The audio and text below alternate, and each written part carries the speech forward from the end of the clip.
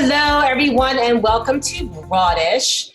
We are four broads, grown women, and we tackle a broad amount of issues with a lot of fun, insight, a little bit of clever banter. My name is Hollie Harper. I'm a mom of two kids. I'm a comedian, a sketch comedian, and I'm a little saucy. I'm Felicia Madison, also a comedian, and I'm a little white. I'm Jocelyn Chia, also a comedian, pretty Asian. I'm Dhaya Lakshminarayanan, and no, I am not Kamala Harris, but I really want to be mistaken for her. I can just imagine you getting so much traction from doing impressions of Kamala Harris. Oh, girl, I'm busting out my wigs. I'm ready to do a Kamala. There was like Maya Angelou. I was like, not Maya Angelou. Ooh, Maya Rudolph. Maya Angelou. Maya Rudolph as her. And I was like, no, I could do that. I don't think I'm doing Kamala anytime soon. I'll do There's a wrestler named Kamala who died like a day before Kamala Harris was, asked to be vice president. And so Kamala has been trending on Twitter for a variety of reasons. One, a wrestler died named Kamala, and then Kamala Harris is. Oh, wow. Oh, Yeah. wow. Yeah. That's crazy. Felicia, you could be the white Kamala. You could be Pamela. Pamela. Or Karanola. Carola, yeah. So you guys, I was just looking through a lot of topics, a lot of stories and everything. That's all we ever do now is look through stories.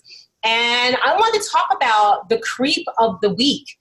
The creep of the week I have found is the mayor. Okay, he's the mayor of Barry Pressgraves. Where is this man from? From Luray, Virginia, who posted on social media, like as some kind of joke, like, Biden just picked his VP nominee, it's Aunt Jemima. And it's like, are you kidding me? Talk about some old school racism. And the thing that just got me thinking and got me so hot is I was like, this man is an elected official. He's a mayor. And I just kept thinking, if he is this disrespectful to accomplished Black women, imagine what he's like to everyday, regular, schmegular Black folk in his town. Well, the problem was that there are very few regular schmegular. I don't know what disease they have, but schmegular, I guess, is something afflicting them. But there's only 4% of the population of his town is Black. The rest is white. So he doesn't come into contact with anyone of color. So he probably treats Black people badly because he doesn't have any experience interacting with them. And he gets away with it because his town is really white. Yeah, I mean, I researched it. There's about 4,600 people in the town. 3.69% are Black. That's about 180 people that you basically have nothing for. Like, you have no respect for these people. So I'm like, how are we having all these elected officials that are just straight racist? Like, shouldn't there be some kind of test or something? I think also there has to be a rule of thumb that I think we should tell all politicians: leave the comedy to the comedians. Word. Like, y'all not funny. You're not funny. They're not funny. They always come back as, I was trying to be funny. I'm like, leave it to the comedians. I'm not going to try to be political, although I do. They're all always putting their foot in their mouth and saying, oh, I was just trying to be funny. You're right. But it's like, that's not how jokes work. It's like, we would all be laughing. Like, yeah, you were funny. We're trying to run for office as well. If you want to take our jobs, we'll take yours. Hey. Yeah, exactly. Well, what I thought was really interesting, here's a direct quote from this creep of the week. He said, "I don't even depict that as racist," he continued. "I ate Aunt Jemima my entire life." That's his justification. First of all, if you're eating Aunt Jemima, that's a sex act. So I don't want to talk about that. Aunt Jemima is a liquid. It's viscous. You pour it on your pancakes. You said viscous. Viscous, yes, the quality. Viscous. I love it. It's like schmegular. It's a term that, we use. But how do you not? So one, he thinks he's not racist and he doesn't know. And second, he believes that you eat Aunt Jemima products. So he's just dumb all around and he doesn't even know that he's dumb. That's the biggest problem with dumb people, when they don't know. Yeah, and the thing that just got me is I really started thinking about the image of Aunt Jemima and how that, was that last month it got canceled or something? Was that last month and a month before? Yeah. And it was funny because so many people were like, why is Aunt Jemima so offensive? Why is Aunt Jemima so offensive? And I'm like, because it's a stereotype of the Black mammy that purely exists with no sexuality, no intelligence, no education, purely exists to serve and make white folks feel comfortable. You know what I mean? And I'm like, this is why images like this are wrong. This is why, like when people say, I heard someone the other day say, oh yeah, so I found that, you know, something was Oriental. And I was like, the only thing Oriental is a rug. Like, I don't know. I haven't heard anything be Oriental in a long time. You know what I mean? Yeah. And so I'm like, Uncle Ben's is also going to have to do away with. He's gone. Uncle Ben's is gone. Uncle Ben's got canceled. Aunt Jemima got canceled. Mm-hmm. What I'm thinking is also, how come these bad Black stereotypes are always associated with carbohydrates? Like, why not other food groups, vegetables, meat? Like, it's never kale. You know what I mean? It's never kale. Yeah, that's the purview of Karen. Why can't there be like some kind of something that's healthy? You know, like why it's never like a sandy smoothie. You know what I mean? Like, there's never anything like health wise. Yeah, you're absolutely right. And it just goes to show you like how these images really are destructive. Like, they really are. It's not just like, oh yeah, that's something of the past. When people can take a look at you and say, and it was crazy when he said that Aunt Jemima thing, I had flashbacks of growing up in South Jersey, which was, you know, in Cape May, was a very all white town. Like, I was the only Black girl in the 5th grade. We were the only Black kids until we got to junior high. And the only other Black kids were my brothers and sisters. Like, it was just us. And I remember one time I had some kind of scarf on my head, like it was raining, and I had the umbrella and my scarf, because, you know, Black folks, we go extra to protect all that hair. And there were kids in my class that were like, oh, I'm Aunt Jemima. And I remember being so embarrassed. And yet my father was a high school principal. My mother's a psychiatric nurse. We don't sit in any kind of form of service, but I was humiliated. You know what I mean? It's like, nobody wants that. So like the idea that this grown ass man could dip that far. This woman, I mean, Kamala Harris that's probably almost as accomplished as it gets. Do you know what I mean? Or Susan Rice, any of those women on that list, that's about as good as it gets. And to them just to reduce that to Aunt Jemima, I said to myself, and when Kamala got last night, I was like, ooh, we're in for a ride. We're in for a ride. Yeah, you don't know where his brain was going. That was the connection that he saw. I mean, Kamala Harris is like the farthest from Aunt Jemima I would ever, think. Word. I've only seen her with a blowout. She's only had a blowout from what I've seen.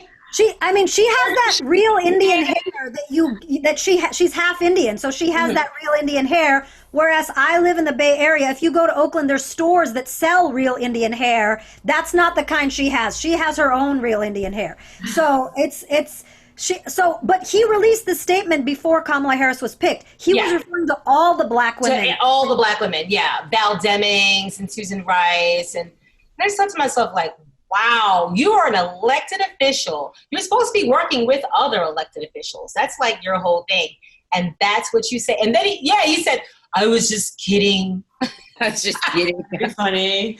Well, he also deleted the status, and then people asked him to resign, and he said, I'm not going to resign. I have a few months still left, so I'm going to keep staying on. So it seems like even when people call these politicians out on their racism, they pretend they're dumb, they say it was a joke, they delete the tweet or the Facebook, and then they're just like, I'm not going to leave. There's no cancel culture because he can just get away with it.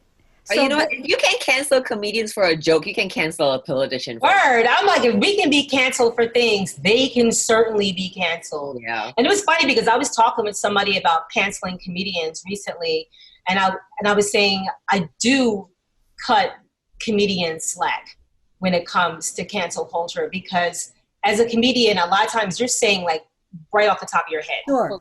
Like, you're not sitting at home writing a dissertation, writing a letter, and writing a paper. You are literally saying what comes off your head. And okay, sometimes it's foul, but I don't really think you could totally drag somebody down because of what just completely comes off. Yeah. Also, comedians are supposed to be on the cutting edge to make people think and push the envelope and take things that, maybe, I mean, a little absurd and make light of it to bring it to the attention of everyone. So it's sort of our job. I'm more concerned with what comedians do off stage, if they hurt people, whatever, than stuff on stage. If your act is foul or racist or homophobic, I'm just not going to see it. I'm not going to tell people not to go see you. I don't know. That's just me. I think that's a very good point, because as a politician, if you're racist, you're going to have an actual impact on real people because you're impacting your policies. If a comedian does some racist shit, if you don't like it, just don't go for their show. You can vote with your ticket money.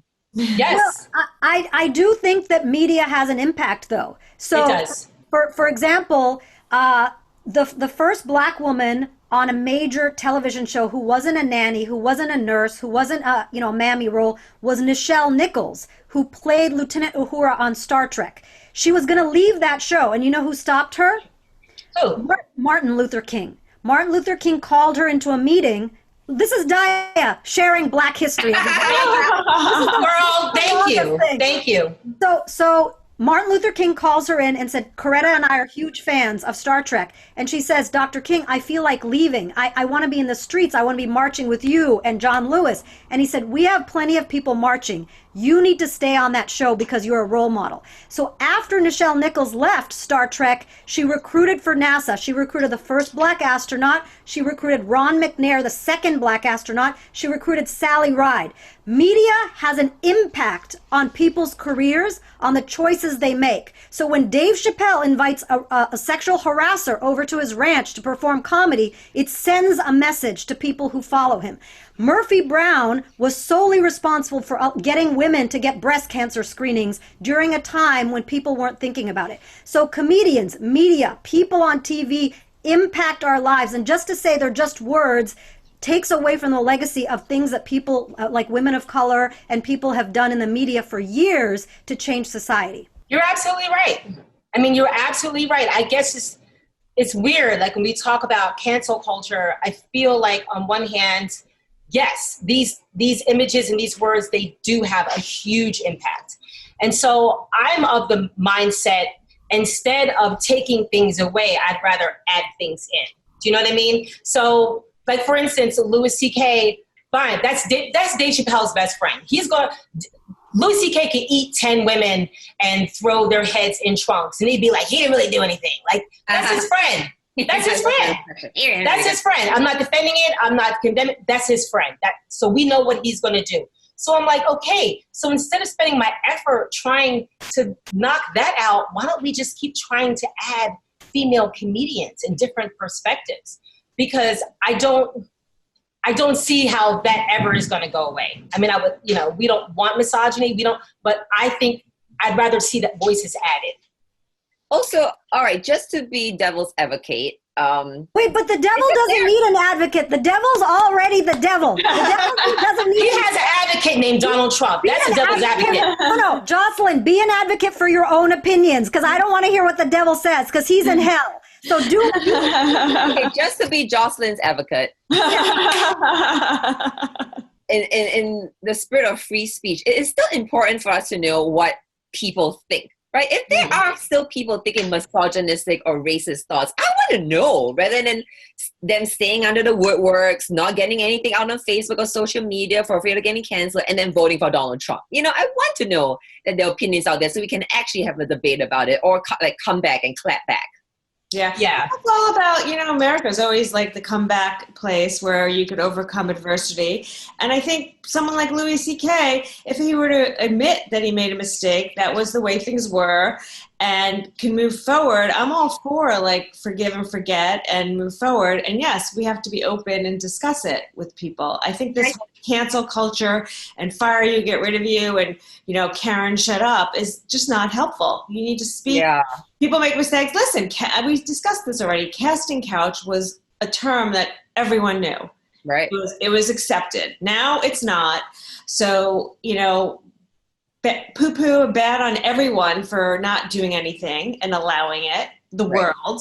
Now it's not allowed. And now let's all apologize, move forward, and learn.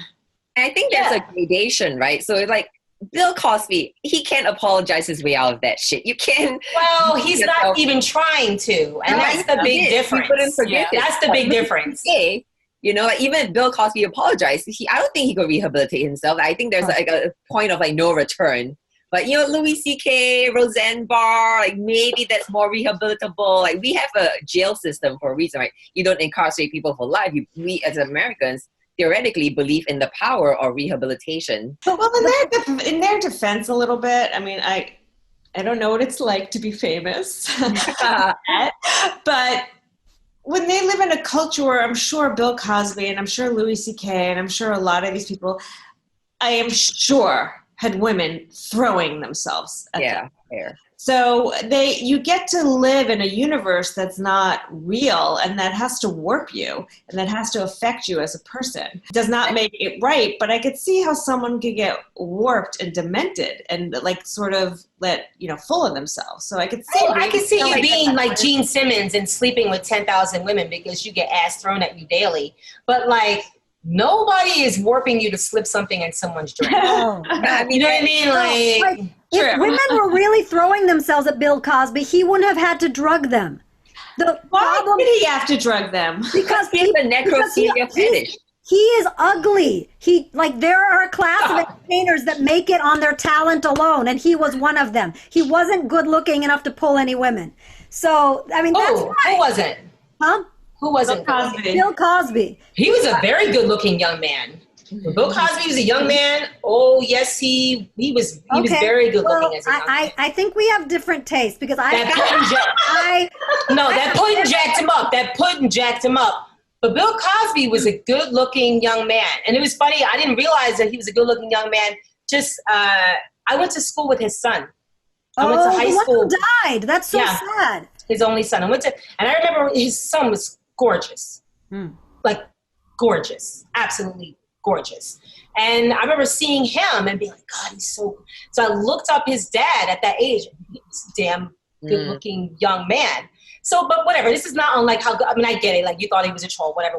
But my whole point is like, we could go on for about creeps. But what I'm saying is, so people give men a break. So, for example, like the incels, they say, you know what, we can't get any women. Women are not giving us any attention. So we're going to shoot up a school. We're going to say mean things on Reddit. But you know who else doesn't get a lot of action? Intelligent women. You don't see me shooting up a school. You don't see me on a Reddit thread being angry. You see me working at a comedy club every weekend and putting out my own content. So we give men a pass for being an incel, for having too many women throw themselves. Oh, they cannot control themselves. They don't know what to do. Also, Bill Cosby was purporting an image of family wholesomeness. Louis C.K. was talking about his daughters and being a feminist dad. So we cannot give these men a pass because they're famous, because their public image was about supporting family values and women. Louis C.K. wrote an article saying the next Bill Gates will be a chick. He was trying to be a feminist. So to go behind all of that front-facing persona and do this, there is a deep sickness there, and it's not because women were throwing themselves at him. But you know what, Dhaya? Speak for yourself. I get plenty of dick. You know what? I love that. I love that Jocelyn. I want to take her master class. How you intelligent. We're going to take Jocelyn's master class. That's a different Zoom, though. That's going to be a different Zoom. I can't wait to learn from her. D. Is that what those things hanging in the back for, Jocelyn? Are those your sex toys hanging behind you? Oh, those are my whips. Stop it. I was wondering what that was. I was like, are those plants? What are those? Pom-poms? I'm multicultural and multicolored. I love it. I give them the choice of the color and how hard I whip them. Oh my God. See, I'm getting all these images. Speaking of problematic men, I'm moving on to Fight Me. Yeah. Okay. Ben Shapiro. We all know who Ben Shapiro is, right? Okay. Never met a feminist he didn't like. But Ben Shapiro basically performed the Cardi B and Megan Thee Stallion song WAP. Have you heard WAP yet? Yes. I did after After you said that. Yeah. This is what she's talking about. I had to, just to keep up with the kids online. But WAP came out on Friday. Yep. Just Friday. It hasn't even been a week. with this song. And he basically, you know, he has a dumb little podcast. He like performed it by reading the lyrics. Okay. Can we show the video to our viewers? Whores in this house. There's some whores in this house. There's some whores in this house. There's some whores in this house. Hold up. I said certified freak 7 days a week. Wet ass P word. I sent this video to my nephew to teach him the alphabet. Well, okay, fight me, but by Ben being so outraged about WAP and wondering if something is wrong with this woman to have a WAP, a wet ass pussy, isn't he basically just telling us that he keeps his wife's coochie coo just dry as bone crackers in the sand? He's got a DAP, dry ass like, pussy. dude, yeah, it's like you got a DAP, you have a dry ass pussy. I'm just kind of like, your wife's, you're a married man. You should know about WAP. You know what I mean? We all know about WAP. That's how we all got here. It was a WAP when it was going in. It was a WAP when you were coming out. Like, we all know what a WAP is. So your wife doesn't know WAP. Part of the song that he was talking about that, you know, your WAP makes my pull-out game weak. I think he's just trying to tell people that he has good pull-out game. Yeah.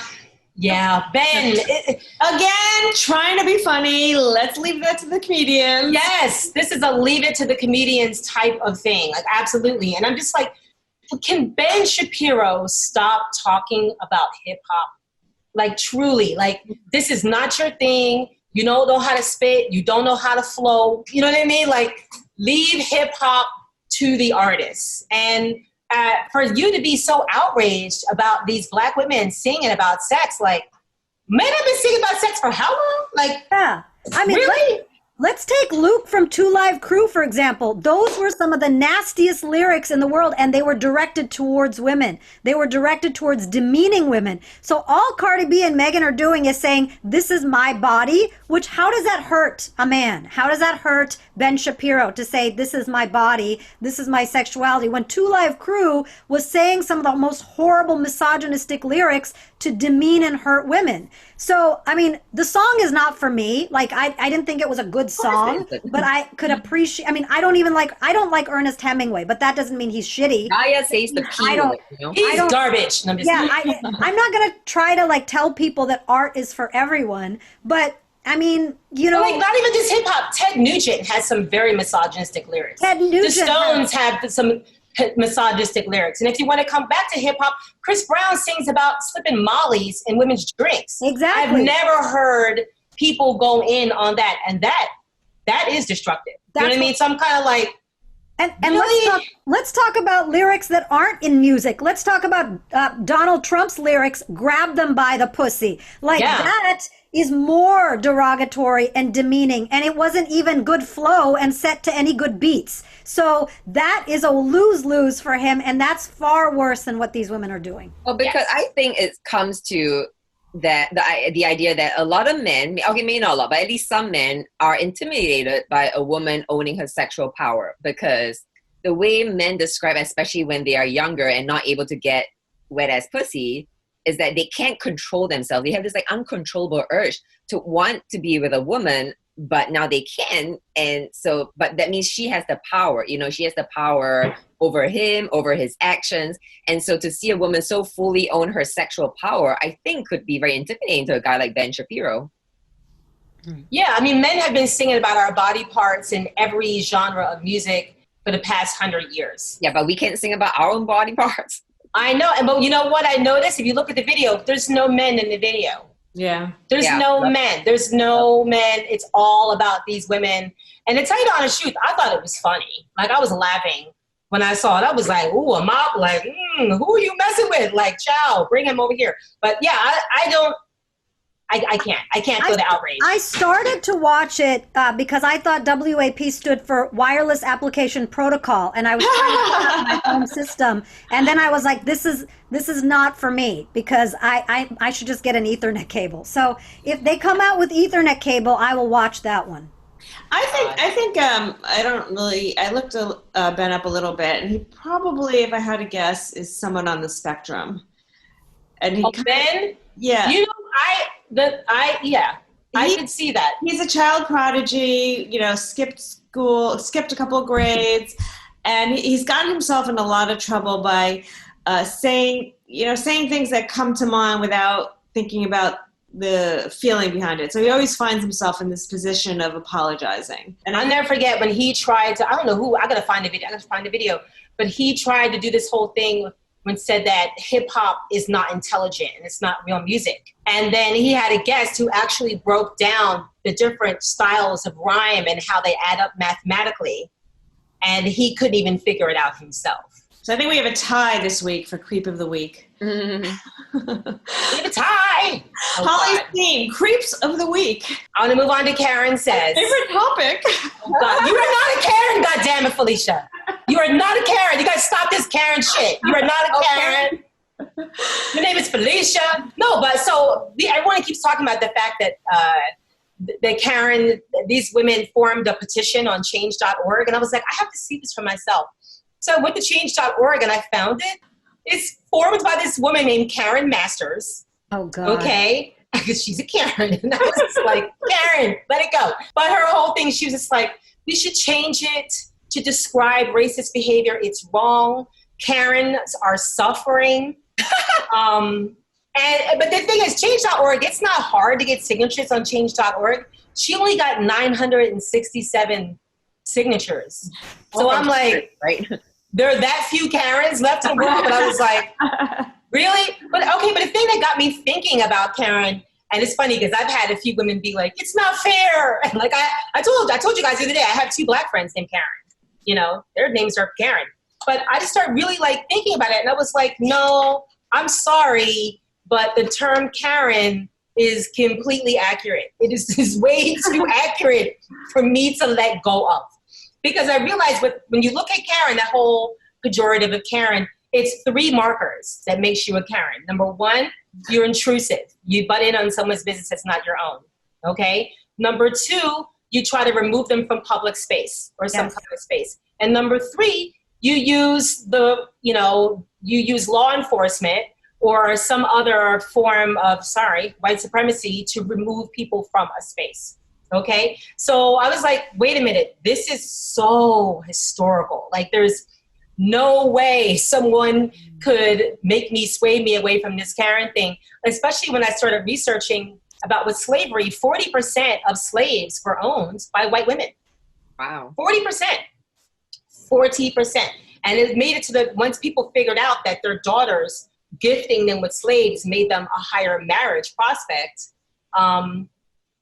I could totally see the Karen. A Karen started the Tulsa Massacre in 1921, where the actual story was it was in an elevator in a factory, and this man lost his footing, and when he fell down, he fell onto this woman, and the elevator operator reported it to the police, not the woman. The elevator operator reported it to police, but within 16 hours, a whole independently, not wealthy, but affluent Black town was completely leveled to the ground by planes dropping bombs from the sky. Thousands of Black people held or displaced. And after all was said, it was crazy. That guy, I can't beat the guy. His name was Dick Rowland. He survived. His name was Dick. Shut up. His name was Dick. His name was Dick. Dick survived. Doesn't Dick always survive? Yes. But he managed to not get killed. And then they brought it to trial 3 months later, and she refused to press charges. And then she said, this never happened. He never did anything. He never did anything to me. But when all this was happening, she said nothing. I'm kind of like, Karens do have a real place in history. And there are hell of a lot of white women on the right side of history. And they are not Karens. Their names are Pam. It's so ironical that Karens now want to be called the K word. The K word. Yeah. So I'm just kind of like, I'm sorry. If you want the Karen thing to go away, you're going to have to stop Karening.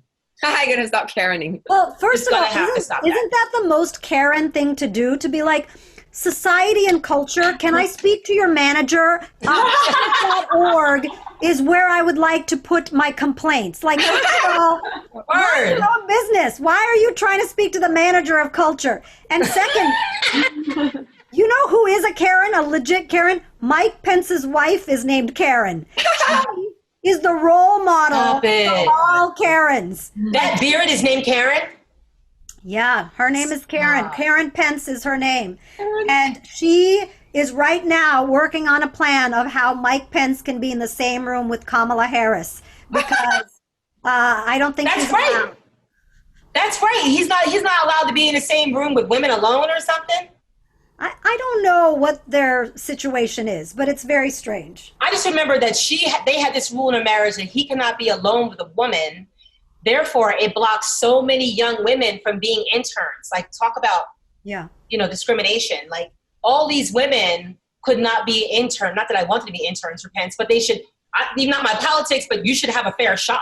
Yeah. You know what I mean? Why? Being an intern. Jealousy from the wife or what? Why? They said it's a religious thing. Although I don't really know where in religion, I don't know. But it was about respecting his wife and God by not being alone with a woman. I don't know how that works. Okay. Well, the one thing about Karens, they know how to get things done. Yeah, she just doesn't want his dick sucked in the senator office. I want to say that I do agree with one thing in the petition. So let me read this to you. It says, we're labeled as racist, entitled, anti-maskers, and we're just not that sort of person, she said. It's totally unfair, and we want the media and the tabloids and the papers to stop using our name to describe racist people. I think you should describe racist people as racist and not use our name. I feel like the anti-maskers are different than Karens. That's a different set. Yeah, so I do agree with Karen in that anti-maskers seem more like a Bubba to me. And people calling the cops on innocent black people, that's definitely Karen. So I do want to support her that we need some diversity in white women name calling.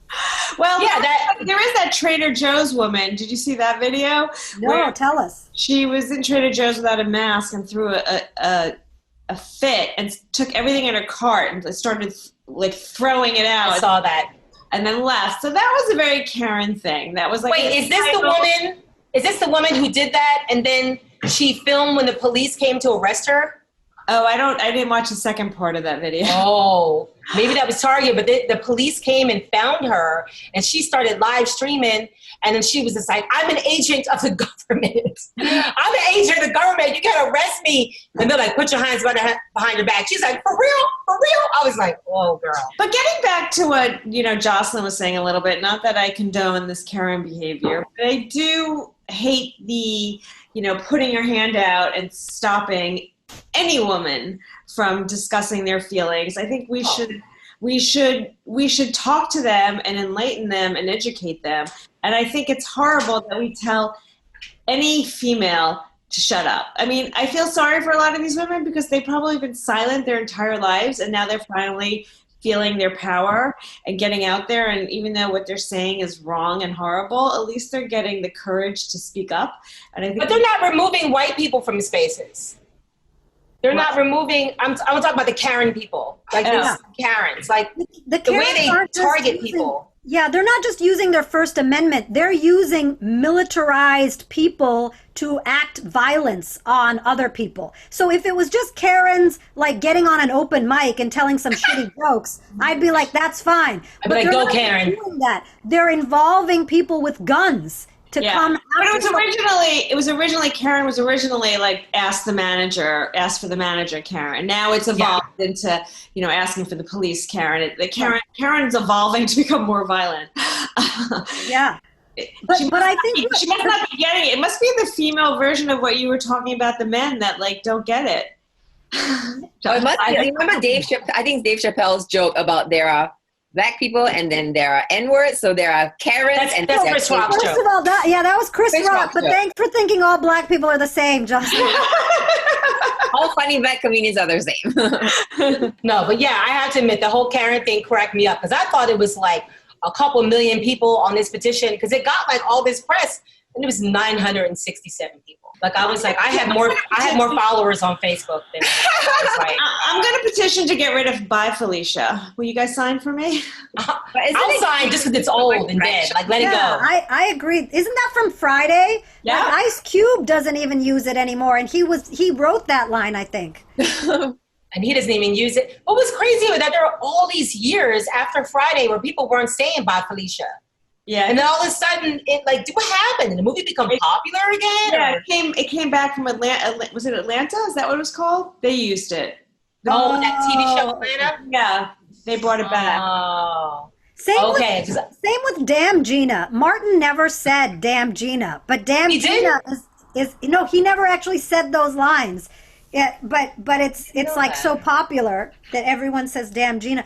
But I think that Felicia is definitely not a Karen, because Felicia tries to include people. She would raise her voice to support people who are oppressed, and you would not immediately call the police. You would probably call Grubhub or something. Because hungry. Call Seamless. Bergdorf. Can I get a bag, please? Yeah, I don't think. But Felicia would definitely ask for the manager. Definitely ask for the manager. And not nicely. And not nicely, not at all. That brings us to good news. I came across this story on CNN that really warmed my heart. Okay, so we know Joe Biden has picked Kamala Harris as his VP nominee. It's funny, I'm going to see people butcher her name for the next 3 months. Because, let me tell you something. For a long time, Black folks were like, Kamala. And we were like, no. I know you want to say Kamala, like you say Khadijah. But it's just Kamala. But I saw this story where over 100 Black men that are prominent and notable, Bakari Sellers, Van Jones, Akon, Michael Eric Dyson, Diddy, Charlamagne Tha God, Timbaland, Ben Crump, Samuel Jackson, Denzel, all these people signed a letter to Joe Biden urging him to pick a Black female nominee. And I just think it's really heartwarming. And I think it's really wonderful because, I'm in a lot of different pages and groups and different social media because we're just home now. You know what I mean? So I'm always looking to see what subsets of people talk about. And I do see a lot of men versus women, and a lot of times Black men versus Black women, which I don't like. But so it really warms my heart to see this unity and love. And so I just wanted to amplify it. I thought it was What was their reasoning? Why were they telling Joe Biden to nominate a Black woman? Because Black women have always been there for the Democratic Party. Black women, by and large, we are the highest group that consistently votes Democratic. Mm-hmm. We are the one group that a lot of times tips the scales to get Democratic nominees, yet we are not chosen. So one good example of this, the Alabama race, where sexual predator Roy Moore was getting traction, and he was predatory, and he was preying on girls. His opponent was Doug Jones, who's now in the Senate. Doug Jones is a lawyer. He worked in the civil rights movement. The tipping point for that election, that Senate race in Alabama, was Black women. Black women not only turned out to vote in higher numbers, but they cast their vote to keep a predator out of the Senate. So Black women did all of us a favor in that Alabama election. And Alabama is I used to live in Alabama, 5th grade through 12th grade, very red state, very horrible state. And a predator was in office if it wasn't for Black women. Also, Jim Clyburn pretty much tipped the scale for Joe Biden. In South Carolina, he gave that talk about his dead wife and about how Jim Clyburn's dead wife loved Joe Biden. After that, South Carolina went to Joe Biden.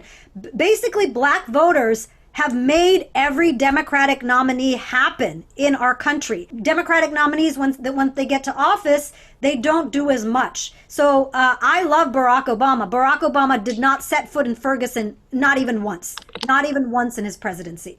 But there's this feeling like presidential candidates can take this demographic for granted.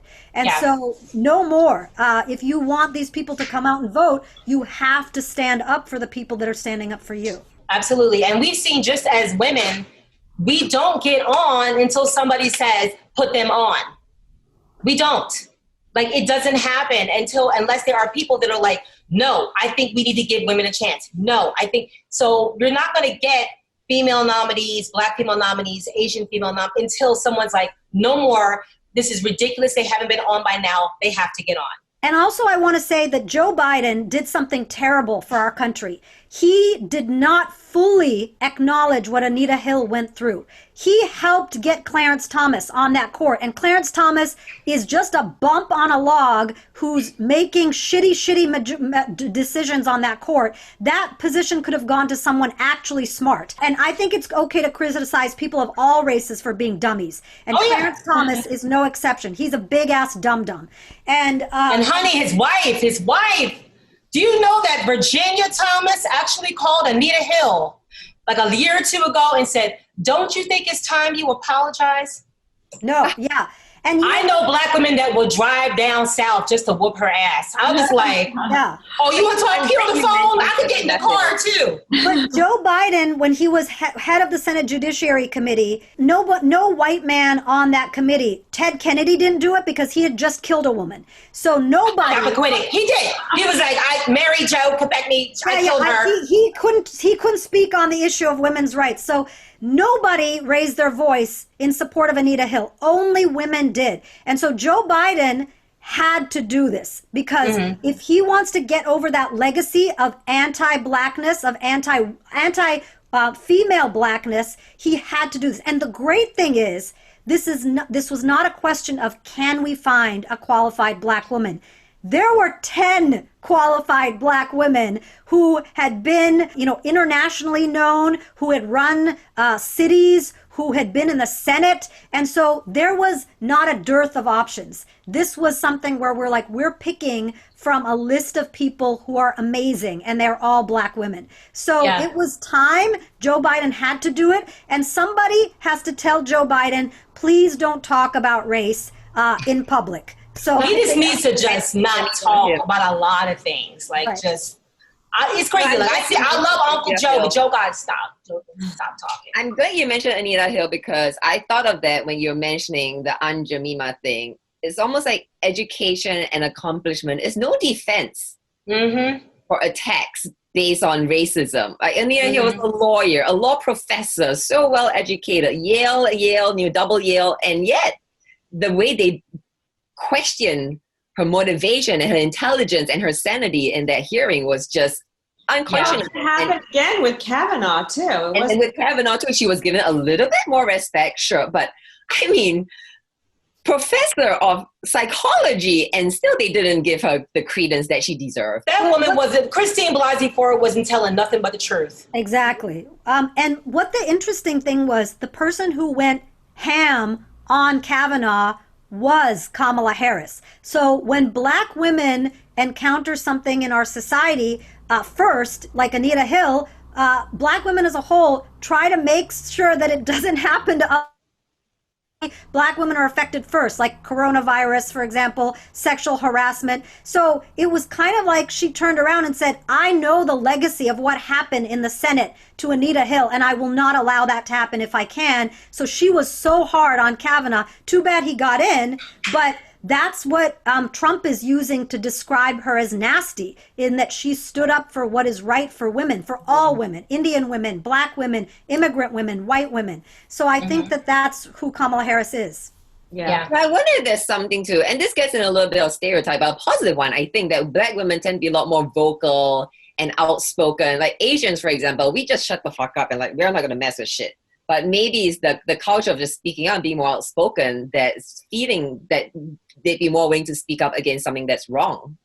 Well, I mean, I don't know about all black women, but I mean, obviously we're not talking about all, but I just think that because black women deal with racism and misogyny, do you know what I mean? That we're used, from being raised up black, you're used to dealing with racism. So we're used to watching our mothers be vocal about racism and then vocal about misogyny. So I think just being raised within it, you are taught you have to say something, because I just found as a black girl, if you don't speak for yourself, a lot of times no one is going to speak for you. You have to say something. Racism and misogyny. So my black guy friends are more afraid of black women when they date them, because black women won't let them get away with shit. Right. That's the thing. It's interesting because I think we discussed this, Hollie. It's like black women didn't have a choice. We wrong. Yeah. Yeah, we have to. And so it's just a matter of, that's just how you're raised. I don't know any other way. You know what I mean? Yeah, it's interesting My going back to girlfriend is actually very tired. She's like, I am tired of always having to be a strong Black woman. You know, I am tired of this stereotype that I'm a strong Black woman. I can't just break down and be vulnerable and cry. So in a way, somewhat positive stereotype can work against you when you just always have to be strong, even if you don't feel like it. Actually, Jocelyn is 100% correct, because I think we might have talked about this in a previous episode. Women, especially Black women and women of color, their pain is not believed when they go into an ER, when they go into a situation where they're like, oh, I have a kidney issue. You are drug seeking. Yes, you're drug seeking, or it's probably not that bad. So Black women are perceived as strong, and if they say they have pain, they're not believed. And so this leads to a lot of morbidity in the medical community for Black women in particular. And if Black women speak up and say, I'm in pain, I'm hurting, then they're dramatic. So we see this in medicine and science, and we see the literature penalizing Black women for this stereotype of strong Black woman. Like, why can't, Obama cried after the Sandy Hook shooting, like tears were coming out of his eyes. Can you imagine if Kamala Harris cries in public, how people will come after her? Like, people will be like, why you a baby? You know, like, people will support her. Yeah. Wow. Well, that sort of gets back a little bit to what I was reading about the Cardi B video. They talked a little bit about how, people were criticizing her, but like Black women have this, right. And now they've been suppressed all this time that's why people were having an issue with what she was doing, because that's just what people, they don't expect them to speak out. Sort of a little bit of a flip of it, but that's what the article was saying, that people were having a problem with it because they let the Black men do it. It's no problem, but it was a Black woman. Now all of a sudden they all have a problem with it. And it's time that they grasp that power and accept it. There was actually also a little controversy about having Kylie Jenner in it. I don't know if you read that. I did. Oh, yo, girls. Now, this petition has a lot more signatures. They want her removed from the video. I was like, they want her edited y'all out. just want. And the thing is, I don't know. I mean, I know people hate the Kardashians, and I know all the reasons. I get it.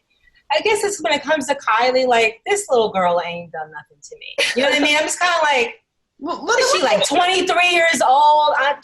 Yeah, the one issue I had, which is why they all objected her about her being in it because she wasn't Black, but I object to it because she's the only one in there that's not a talented singer. Oh, you're right. All the rest of the girls in the video are artists. She's just, I don't know what you would, an entrepreneur. She kind of doesn't belong in it, but she also doesn't do what everyone else. She sort of, her role in it was just what she was, just like, Well, if there's an article out recently that Cardi B has spoken about how she's being advised by Kris Jenner. Kris Jenner is one of her advisors. Now, we could say whatever you want about Kardashians, but you can't say that Kris Jenner is a bad advisor. You can't say that her things don't pan out.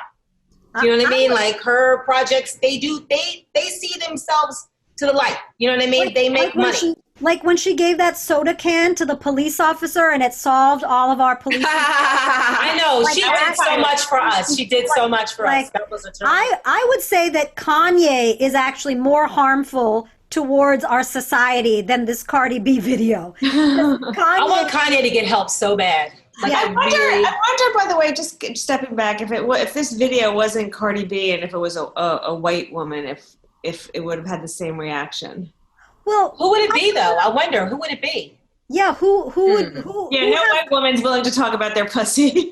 Maybe Pink is. Maybe Pink is. I could see like in the day, like it being like Madonna in her day. That's right.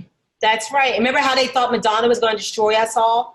Like a virgin, yeah. Yeah, I remember that. They really did. They were like, Madonna's going to destroy the girls of America. All Madge did was some yoga. Like, that's all Madge ended up doing. Well, Singapore did not let her in to perform because the Singapore government thought she would ruin the morals of Singapore youth.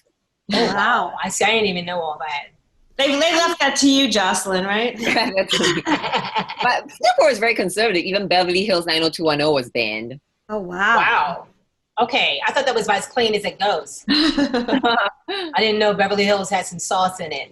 But look at me now, having colorful wigs for men, so it didn't work. My controversial take on this is I miss the era where women were actually rapping. Like, MC Light, Queen Latifah, Yo-Yo. Like, I really miss the era where women had flow and lyricism and like, the song is not great, but I support, like I said, it's not for me. It's not art. All art is for everyone. But I do wish that era of those strong women rappers who were really like using their intellect would come back. I mean, there's nothing wrong with showing your body and talking about your body, but I think that it's a challenge for women to be smart in our society, and we have to normalize smart women. Well, but I like her lyrics because she said, I don't cook or I don't clean, but I still got the ring. I saw that too. I was like, I like that message. Felicia's like, I can approve this message. Who is not cooking and cleaning right now in a pandemic? If that's what you're doing, you're hiring an illegal housekeeper. That must mean that you're COVID positive. So I don't like those lyrics. I know. Yeah, but it's funny you talk about rappers because there was a time when rap on the whole, and its totality was just very different. Yes. You know what I mean? Like, if you remember in the early 90s, you had like the whole Native Tongues trilogy where you had the Jungle Brothers, you had De La Soul, and Tribe Called Quest, and they really rapped about a lot of issues. And then out of that, later on, Outkast and the Roots came, and they talked about a lot of stuff too. But then hip hop kind of took a turn, and it's just been kind of sex for a while. You know what I mean? Right. And that's fine. But if you do want to see somebody, if you want to see some amazing like rap skills, yes, there's a Jimmy Fallon episode where Nicki Minaj is on there and he just gives her 3 words from the audience and she's got 16 bars to completely just make a flow and rap. And it is one of the most impressive things I've ever seen. Okay. Like Nicki Minaj, I don't know anything about her personally because I'm not one of these little girls, but that chick can flow. Like she can rap. Okay. I will check it out. I want to see like an equivalent of like Black Thought, like that's a woman that's doing her thing. Like, yes, so there used to be this genre of women like that. I'm just really attracted to like brainy art, and this is why I love Kamala Harris and AOC and and these women who are really leading with their minds and their brains. And I think that's great. Like, you can still wear red lipstick like AOC and be sexy, but I want to know what your thoughts are. And so I think that we have normalized women being sexy and women having tits and ass and women being like, I like sex just as much as a man. But anytime a woman says, I have a degree from Yale, or I was a prosecutor, or I could run America, people sexualize her. So I think it's time to really elevate women for the biggest organ that's sexy, which is their brain. Because the way that people are attacking Kamala Harris right now is saying that she slept her way to the top. So sexuality will always be used against women when we don't want it. So we have to stand with her, because these misogynistic attacks, like, criticize her on her record, not about who was her boyfriend back in the day. I know. And it's like people say like Kamala Harris slept her way to the top. And I'm like, Trump, raped his way to the middle. And it's so funny whenever people talk about women sleeping their way to the top, it's like, how do you know she didn't just want to sleep with somebody? Yeah. And you know what? If men, if men could have done it, they would have done it. They just can't. You know what? If a they could have, they would have her way to the top, that means there was a culture where men had the power and she had to do something like that to get to the top. It means it wasn't fair playing field for her. That's a two-sided street. Thank you very much. Yeah. Thank you very much. Think about it. If you want to say that she slept her way to the top, who were all these people that she had to sleep with to get there without her brain? Because we know she has the brain. I've seen that woman at work prosecute. She can break you down. She was smart enough to sleep with the right people. Yeah. Oh, the number of comedians I slept with together in a bar show. Oh my gosh, I'm so sorry. To get a spot on the open mic, I'd rather be VP nominee. I will give you stage time, and I won't ask for anything in return. Really? You mean I don't have to eat your wet ass pussy? You know what? I would prefer you eat Aunt Jemima. Because she really wet ass pussy. I'm gonna eat Mrs. Butterworth. Because she gets no play. I feel bad for Mrs. Butterworth. Has also been canceled, but I wonder if she was the sole breadwinner in her family, because we never hear about Mr. Butterworth. So I wonder how that family is really taking this economic. Strong, powerful black women. They just, they scare away the men. Yeah, and I mean, I think the Jocelyn, you said something really interesting in comedy. Well, I talked to a comic who like came up, like he used to be a writer on like the Dennis Miller show, and he was like has an Emmy. He's like kind of an old school writer, and he was telling me about like back in the day, men just didn't get it. They're like, why don't you just walk away from someone who's harassing you or whatever? And he said, back in the day, the booker for Catch a Rising Star was a gay guy. I think his name was Lewis. I don't know. He said, well, what if he Yeah. He said, what if he came up to you and said, you need to sleep with me to get stage time? And all these male comics would be like, of course I wouldn't do it. And he's like, no, but there's no other option. You had to. What would you do then? And these male comics were like, well, of course I wouldn't need the stage time. And they're like, oh, so you wouldn't get past to Catch a Rising Star. And so he would push them on this. Wow. And then finally they're like, oh, so I think that until men feel like someone has power over them, they don't know what this dynamic is like. So that's why I'm all in favor of having gay guys run things as well. Yes. Yeah, I would like to figure out what the equivalent is, what we would make a man do, because we would have to sleep with another man. Yeah, we will. Yeah, it would have to sleep with another man. No, it'd be like you'd have to apologize to me like 6 times or something. Admit you're wrong, like every day. You had to listen to me talk for a whole hour and just listen, and I understand. Just listen, just to listen, not to fix it. But Dhaya, to your point, my friend is in the modeling industry, and so there are a lot of male models, and that's exactly it. There's a lot of abuse of male models by the male designers who are getting them to do sexual favors in order to rise up in the modeling industry. Oh, I want to become a designer. Which is like, let me see how those shorts fit on you. For some reason, this doesn't happen with designers that I'm familiar with, like UX designers. We don't. This is not exciting, you know. My nerd friends don't have power over anything except code. Oh my God. Well, remember, it's amazing how like Me Too hit like every corner and nugget of the earth. Wasn't like Andrea Bocelli like accused of something? Yeah. I was like, wait, in that medium too? Like, really? And he's blind, right? He's blind. I was like, you just hand him a teddy bear and be like, that's my butt. That's my butt. Just feel it. Also, like, no matter how sorry, I have to get going soon. Are we going to wrap this up soon? Yeah, let's wrap it up. Okay. Let's wrap it up. Okay. Oh, what am I going to say for the last word? Ladies, Felicia, Dhaya, Jocelyn, and just everybody out there. It has been the most interesting week. We are really looking forward to this little roller coaster we are all going to be on in the next year. And so I just want to say the last word from me is thank you so much for watching Broadish. Thank you for coming back every week. And I'm going to hand it over to anybody else. I think that was great. I have nothing to add. Yeah, it's I'm excited we came up with the name Broadish. I'm excited for the deep conversation we're having, that we're listening to one another, talking about issues, and looking forward to next week's Creep of the Week.